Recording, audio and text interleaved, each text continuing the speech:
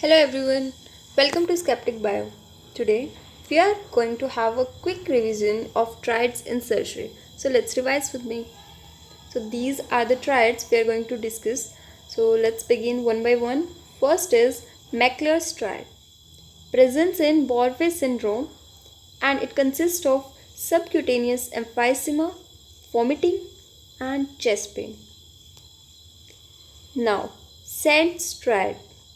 It is basically the concurrence of hiatus hernia, gallbladder stones, colonic diverticulosis.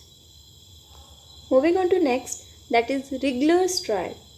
Presents in gallstone ileus and it consists of radiographic findings of the gallstone ileus. Those are intestinal obstruction, pneumobilia and multiple air fluid levels.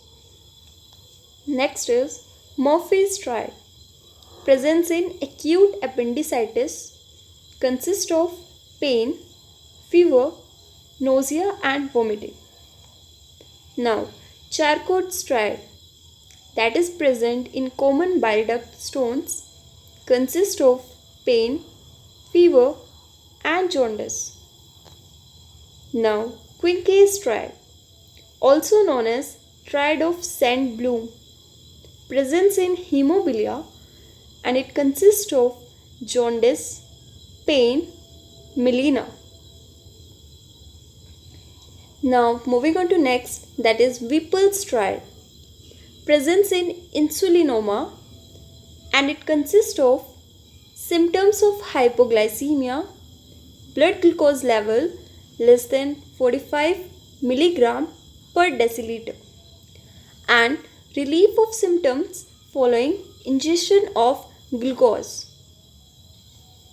Now last one is VIRCHOW's triad.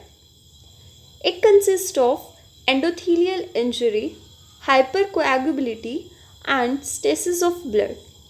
Thank you so much.